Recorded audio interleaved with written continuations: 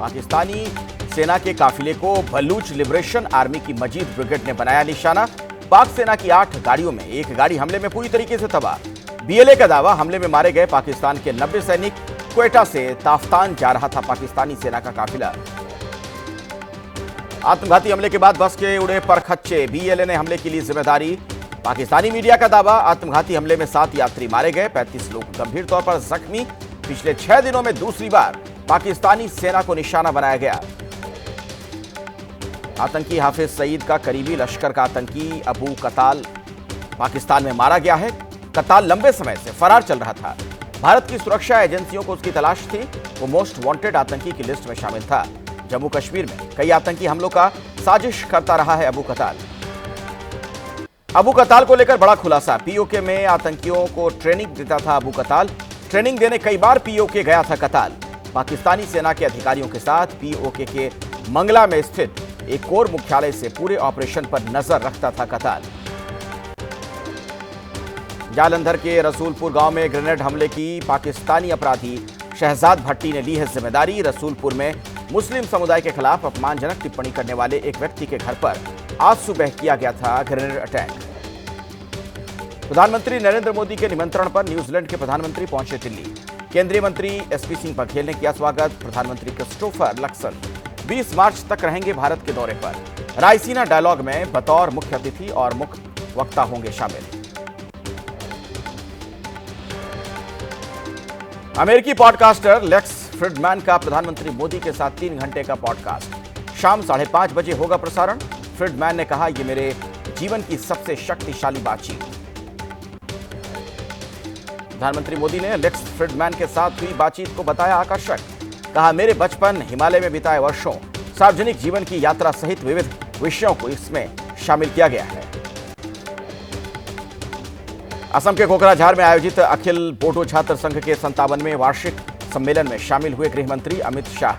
कहा, एक जमाना था जब उन्माद, उत्पाद और अलगाववाद की बात होती थी। आज शिक्षा, विकास और उद्योग की बात होती है। बोडोलैंड के विकास के लिए भारत और असम सरकार ने 1500 करोड़ रुपए आवंटित किए। पंजाब सरकार के 3 साल पूरे होने पर अरविंद केजरीवाल और पंजाब के मुख्यमंत्री भगवंत मान ने श्री हरिमंदिर साहिब में टेका मत्था। केजरीवाल की पत्नी सुनीता केजरीवाल भी रही साथ। 10 दिनों की विपश्यना करने के बाद अमृतसर पहुंचे हैं केजरीवाल। अमृतसर में आम आदमी पार्टी के राष्ट्रीय संयोजक अरविंद केजरीवाल और पंजाब के सीएम भगवंत मान ने की है प्रेस कॉन्फ्रेंस। केजरीवाल ने कहा, पंजाब सरकार ने नशे के खिलाफ छेड़ दिया है युद्ध। भगवंत मान 5 साल पूरा करेंगे। दिल्ली के उपराज्यपाल वीके सक्सेना, सीएम रेखा गुप्ता और पीडब्ल्यूडी मंत्री प्रवेश वर्मा ने किया बारापुला ड्रेन का निरीक्षण। यमुना की सफाई पर है दिल्ली सरकार का फोकस।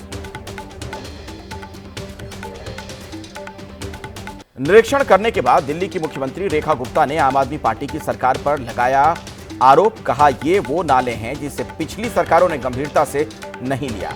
बरसात का मौसम, समर एक्शन प्लान और सर्दियों में प्रदूषण ना हो, उसके लिए काम शुरू हो चुके हैं ताकि दिल्ली बेहतर दिख सके।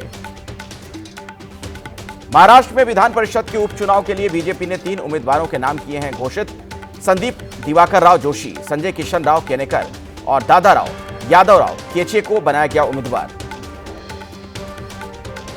आज शाम 6 बजे अजित पवार ने अपनी पार्टी के कोर ग्रुप की बुलाई है बैठक में विधान परिषद चुनाव में पार्टी उम्मीदवारों के नाम पर होगी चर्चा। 27 मार्च को महाराष्ट्र विधान परिषद की खाली हुई 5 सीटों के लिए होगा मतदान। आरजेडी विधायक तेज प्रताप यादव की सुरक्षा से हटाए गए कांस्टेबल दीपक कुमार। दीपक की जगह दूसरे कांस्टेबल को किया गया है तैनात। पटना के एसएसपी ने दीपक कुमार को किया लाइन हाजिर। कांस्टेबल ने तेज प्रताप के कहने पर वर्दी में किया था डांस। जमकर वायरल हुआ वीडियो। होली के दिन बिना हेलमेट के स्कूटी चलाना लालू के बेटे को पड़ा महंगा। ट्रैफिक विभाग ने काटा है 4000 का चालान। जिस गाड़ी को तेज प्रताप यादव चला रहे थे उसका पॉल्यूशन सर्टिफिकेट और इंश्योरेंस भी फेल था। कल बिना हेलमेट के स्कूटी से सीएम हाउस के पास घूम रहे थे तेज प्रताप। पुलिस वाले से ठुमके लगवाने के मुद्दे पर बीजेपी के नेता शहनवाज हुसैन ने लालू यादव को घेरा। कहा, तेज प्रताप के पिताजी भी डीआईजी से खाना बनवाते थे, लेकिन बिहार की मौजूदा सरकार में कानून का राज है।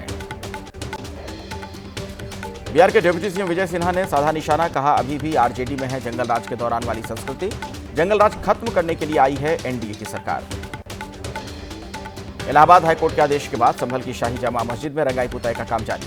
सुरक्षा के लिए मौके पर पुलिस बल भी तैनात। एएसआई की निगरानी में हो रहा है रंगाई पुताई का काम। यूपी के संभल में आज पुलिस कर्मियों ने खेली होली। होली के रंग में संभल के सीओ अनु चौधरी भी रंगे नजर आए। डीएम राजेंद्र पेंसिया और एसपी के बिश्नोई ने पुलिस कर्मियों को लगाया रंग। औरंगजेब की कब्र 200 मीटर एंट्री की तरफ और 600 मीटर एग्जिट की तरफ बढ़ाई गई सुरक्षा व्यवस्था।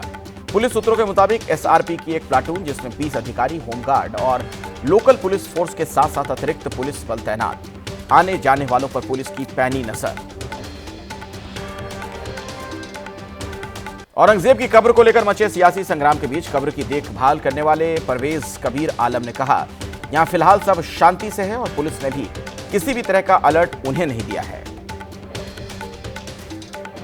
औरंगजेब की कब्र को लेकर तेज हुआ सियासी संग्राम। महाराष्ट्र सरकार में मंत्री संजय सिरसाठ ने कहा, जिस इतिहास को देखने के बाद लोगों की भावनाएं आहत हों, ऐसे इतिहास को मिटा देना चाहिए। हमने प्यार की निशानी कभी नहीं तोड़ी, लेकिन नफरत की निशानी को क्यों रखना। त्र्यंबकेश्वर के तंत्र पीठाधीश्वर अनिकेत शास्त्री ने उठाया औरंगजेब की कब्र का मुद्दा। औरंगजेब को बताया क्रूर शासक। बोले, बजरंग दल और विश्व हिंदू परिषद के साथ मिलकर औरंगजेब की कब्र को हटाने के लिए कार सेवा करेंगे।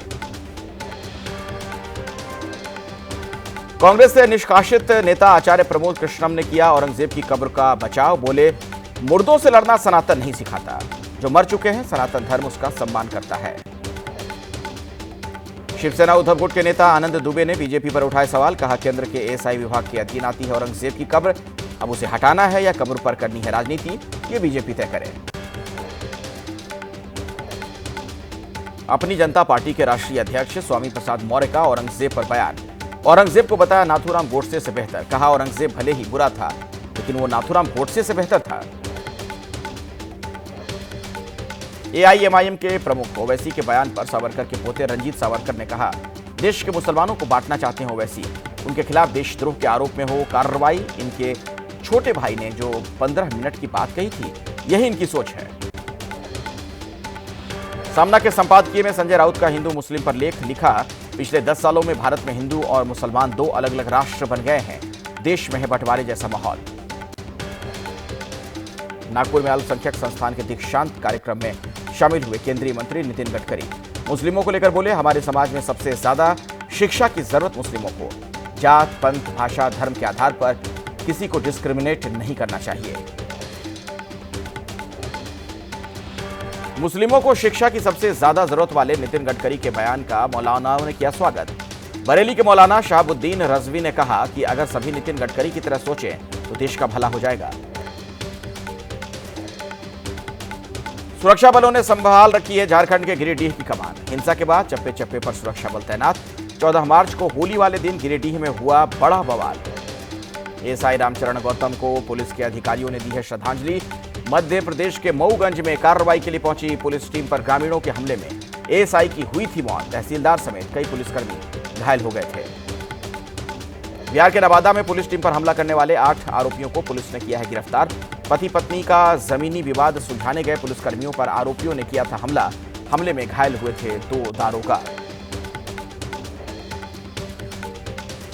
बिहार के भागलपुर में पुलिस टीम पर पथराव। एसआई समेत 3 कांस्टेबल घायल। बच्चों के विवाद को लेकर मौके पर पहुंची थी पुलिस को देख लोगों ने किया पथराव। गोरखपुर के गोरक्षनाथ मंदिर में सीएम योगी ने लगाया जनता दरबार। बड़ी संख्या में पहुंचे लोगों की सीएम योगी ने सुनी समस्याएं। अधिकारियों को दिए समस्याओं के निस्तारण के आदेश। बिहार के पटना में पुलिस टीम पर हमला। शराब की बिक्री को लेकर मनेर इलाके में जांच के लिए पहुंची थी टीम। शराब माफिया ने पुलिस कर्मियों पर किया हमला। एसआई और सिपाही घायल। उद्योगपति गौतम अडानी ने महाराष्ट्र के सीएम देवेंद्र फडणवीस से मुलाकात की है। देर रात हुई दोनों की मुलाकात। मीटिंग का कारण स्पष्ट नहीं। दिल्ली पुलिस की क्राइम ब्रांच ने मोबाइल चोरी करने वाले इंटरनेशनल गैंग का किया है पर्दाफाश। चोरों से मोबाइल इकट्ठा कर नेपाल भेजता था गैंग का मुखिया नदीम। आरोपी के पास से 32 महंगे मोबाइल बरामद। महाराष्ट्र के गढ़चिरौली में माओवादियों की साजिश नाकाम। बड़ी मात्रा में छिपा कर रखा गया था विस्फोटक, बरामद कर लिया गया। बीडीडीएस टीम ने जमीन के अंदर छिपा कर रखा विस्फोटक डिफ्यूज किया।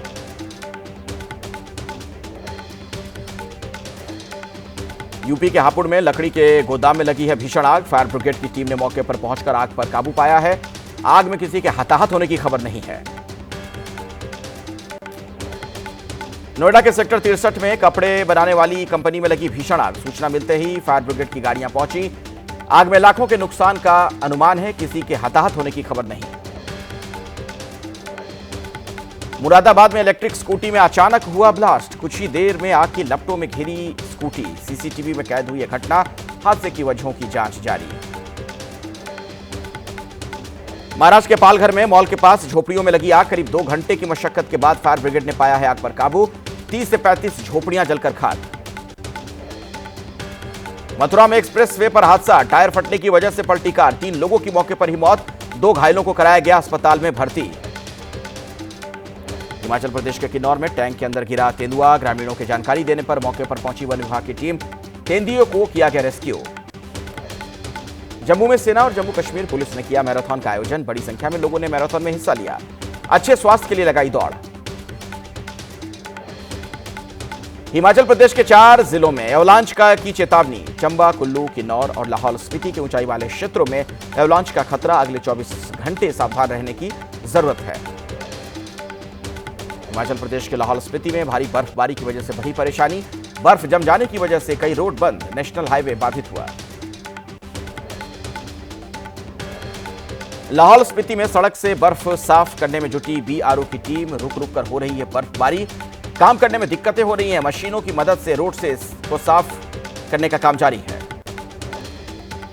हिमाचल प्रदेश के चंबा में कई गांव को जोड़ने वाला पुल क्षतिग्रस्त हो गया है। लैंडस्लाइड की वजह से पुल पर मलबा गिर गया। पुल का बड़ा हिस्सा क्षतिग्रस्त।